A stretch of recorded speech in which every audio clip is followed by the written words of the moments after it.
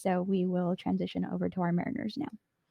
Not necessarily the happiest of transitions, but it's still baseball and it's still better than being locked out, I guess. But we'll take a look here as the Mariners finish their long road trip in Toronto and in Boston. So on the 16th through the 18th, the Mariners played the Toronto Blue Jays. On the 16th, a 2-6 loss. Player of the game, third baseman Eugenio Suarez, going 1-for-3 with 2 runs, an RBI, and a walk. May 17th at the Blue Jays, losing that game 0-3. As you know, when we get shut out, there's no players of the game. And on the 18th against the Blue Jays to wrap up the series, the Mariners avoid getting swept, winning that game 5-1. Player of the game, first baseman Ty France, going 3-for-5 with a run and 2 RBIs. So you hope maybe, hey, you avoid getting swept. The offense wakes up a little bit. Cal Raleigh hits a home run. Maybe we'll get things going right heading into Boston. You know, with this road trip, you played the Mets, the Blue Jays, and the Red Sox. And I know when we looked at the record of those last two teams, the latter two teams, they haven't been what they normally have been in the last few seasons. They haven't reached where they haven't hit their stride, right? Unfortunately, it seems like those teams are hitting their stride against the Mariners. The Blue Jays kind of waking things up, and then with this Red Sox series, this is a brutal 4-game series, in Boston. So let's take a look at it. On the 19th at the Red Sox, the Mariners actually got ahead early, got ahead with a 4-0 advantage early on in the first few innings, and then would eventually lose that game 6-12 as Red Sox second baseman Trevor Story hit several homers in this game. Player of the game for us, though, is shortstop Dylan Moore, going 1-for-2 with a run, 4 RBIs, and 2 walks. Dylan hitting that grand slam there. On the 20th at the Red Sox, a 3-7 loss. Again, a game where the Mariners were kind of in it and then eventually lost out. Player of the game, second baseman Abraham Toro, going for 1-for-4 with a run and 2 RBIs. Looking to at least tie the series now that you've lost 2. When I'd be unable to do that, unfortunately, in a brutal close loss here, May 21st at the Red Sox, a 5-6 loss. Play of the game, center fielder Julio Rodriguez, going 3-for-4, with a run and an RBI. So good at least to see some of these individual performances continuing. Julio has been doing really well in the month of May. And then on the 22nd, hoping to avoid the 4-game sweep at the Red Sox and a 10:35 a.m. start on a Sunday. It was 4-4. We were in the 10th inning. Their Mariners actually had the lead in the bottom of the 10th, 4-3 going into it. 1 run would score. The bases would be loaded. Franchi Cardero would hit a grand slam for the Mariners to lose 4-8 on the 22nd. Player of the game, second baseman Adam Frazier, going 3-for-5 with a run and 3 RBIs. So remember what I said about these other teams hitting their stride against us. We got players of the week information in Major League Baseball. Trevor Story hit 6 homers, 14 RBIs with a 1.527 on base plus slugging percentage this past week. And 4 of those games were against the Mariners. I think maybe all but 1 or 2 of those homers was against us. It's not looking good right now. I'll just be brutally honest with you. I think we talked about this heading into the regular season. I wanted to add another bat to this offense and another pitcher to this rotation. Granted, George Kirby will, if his development continues and doesn't get messed with too much, he should be fine. He should be just fine. But I don't like just throwing these guys, from Double-A straight to the majors. So I don't know. It's kind of not a good situation right now. The Mariners have the worst record in Major League Baseball since they were 11-6. They're now just 1 game ahead of the Athletics. They're 4th in the division right now. Things Is it time to hit the panic button? I don't know. I mean, granted, it is early. No, it's not June yet, but I'm getting close. I mean, what have you seen? What have you thought about it? I had some hope going into obviously their away games here, but seeing the results, for me anyway, I felt like kind of panicked. Excuse me. Yeah, I mean, I know it's early in the season. There's still months to go. We got June, July, August, and even September. So there's several months to get things done. You've got guys like Tom Murphy's injured. Mitch Haniger's injured. Kyle Lewis has to come back still. Uh, Evan White's down in AAA, but I mean, I know people have asked, hey, you've got the guys, right? I'm like, not necessarily. You still got a couple holes that you'd like to fill. When Dylan Moore is a guy that's taking quality at bats, quality plate appearances for your team, it's a little bit concerning. Even after the team added an Adam Frazier, you were hoping that he could be a super utility guy and you get another second baseman. They didn't do that. I know that there was some discussion about maybe using that money next year and next offseason. Mm-hmm. And then some of the free agent guys haven't done too well to begin the year with their respective teams. But you're losing ground right now. The Angels seem to have, and again, I want to say it's early, so I'm keeping my shred of optimism and saying, hey, it's early. We're a Yeah. few months into it. They can turn things around. They've done it. I mean, last year they had a certain point against in May against the Padres, and then they did great pretty good the rest of the way. But I think that this change needs to happen pretty quickly. Part of it starts with hitting. There's a lot of bad plate appearances on this team where they're not quality appearances at the plate. Is that the hitting coach? Is that the staff? Or is that the players being uncoachable?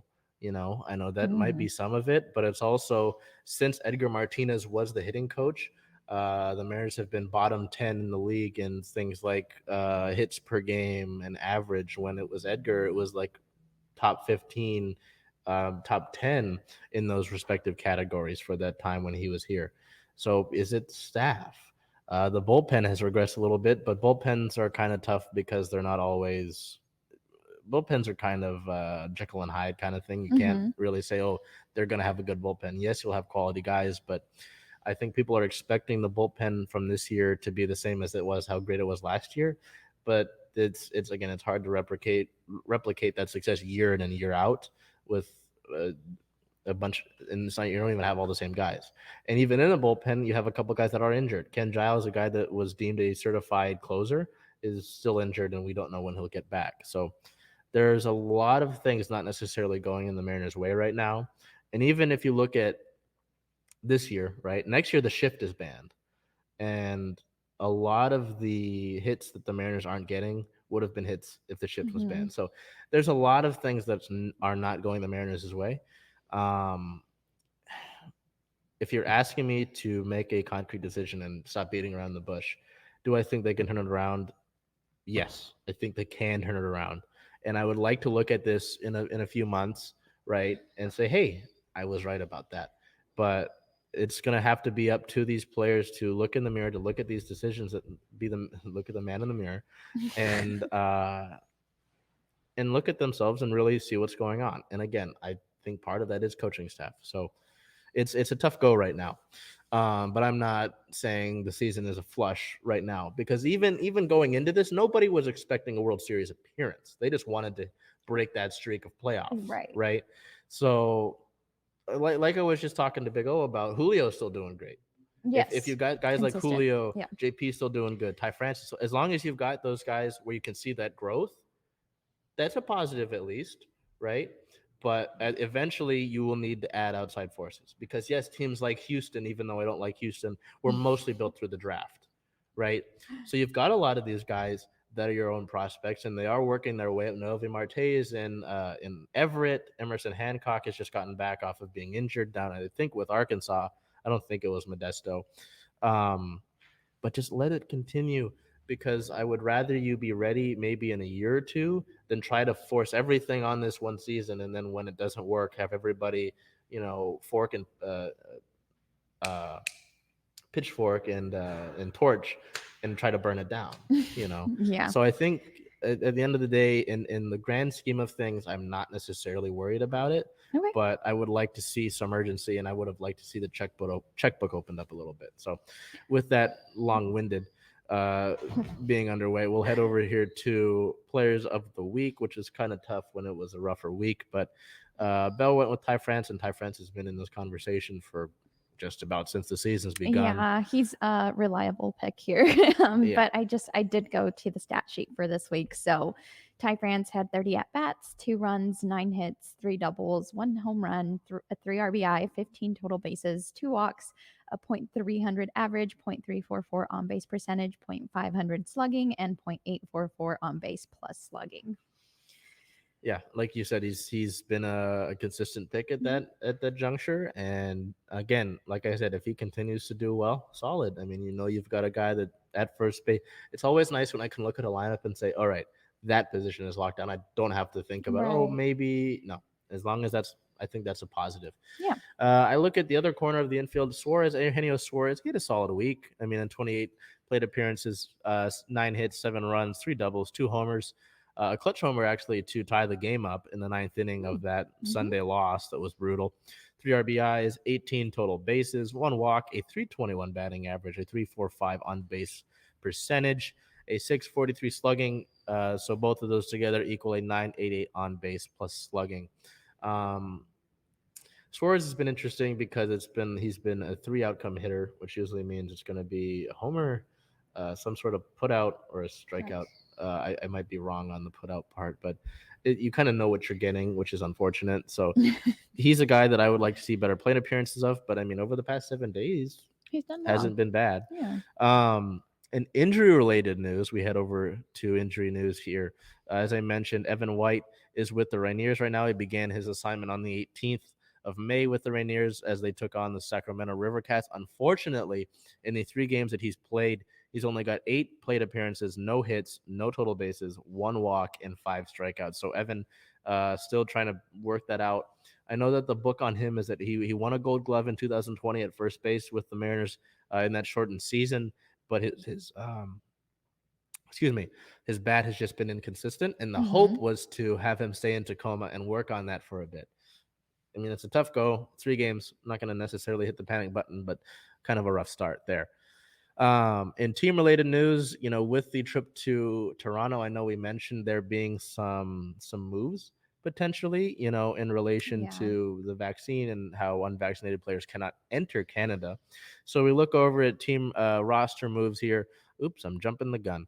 On the 16th, the Mariners sent right-handed pitcher Drew Steckenrider to the restricted list, unable to enter Canada due to being unvaccinated. So surprisingly, the only Mariners that couldn't enter Canada were Robbie Ray and Drew Steckenrider. Not bad. So I mean, I know that last year there was some discussion about this, about players, having a clubhouse that was mostly unvaccinated. 2 guys is pretty good. Yeah, it is.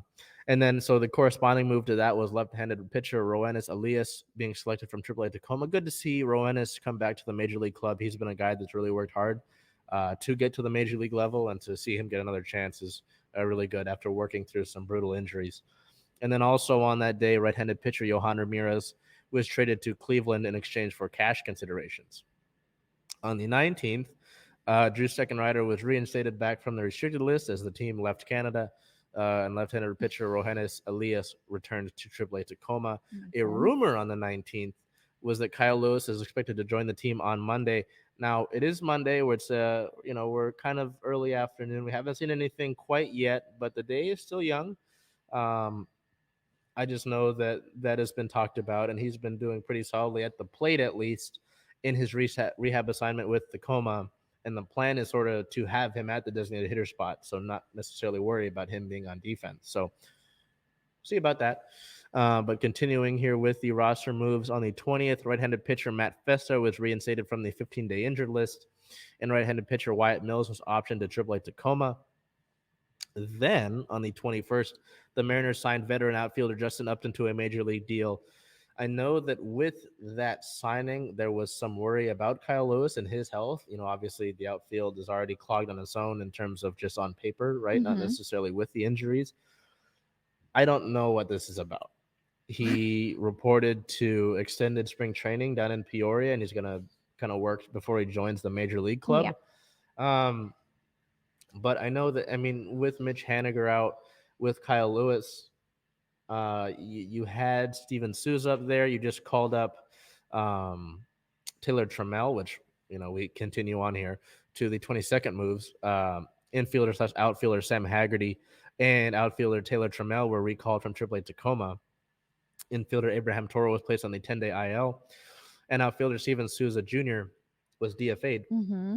So you've got a lot of outfielders that are young and talented in this ball club, in this organization. I'm curious to see if this is a veteran thing, if this is kicking the tires. I don't I don't know. That was a kind of confusing move.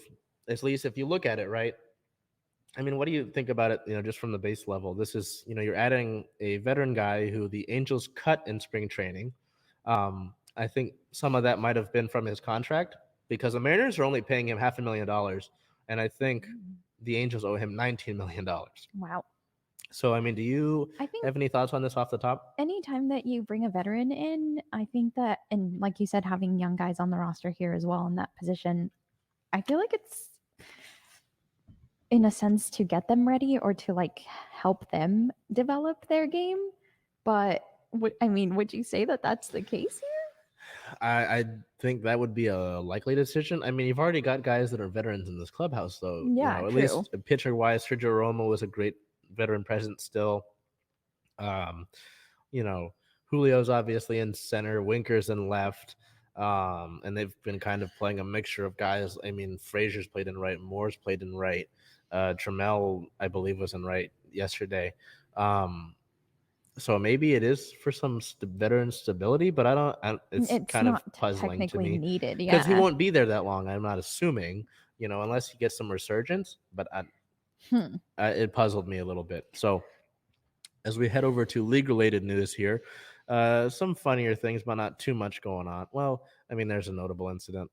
On the 18th, Albert Pujols entered the top 10 list for hits all time. Pujols, with a single off of Max Scherzer on the 18th, total his career hit 3,314, putting him into the top 10 all time. On the 20th, we get a price tag for Aaron Judge. The Yankees star outfielder is headed for a massive contract this offseason, heading north of $300 million. My That's a goodness. good amount of change there. This is the more serious part and the one that I wanted to look at. On the 21st, Tim Anderson and Josh Donaldson had an incident. The Yankees third baseman Josh Donaldson admitted that he said, "What's up, Jackie?" referring Jackie Robinson to Tim Anderson.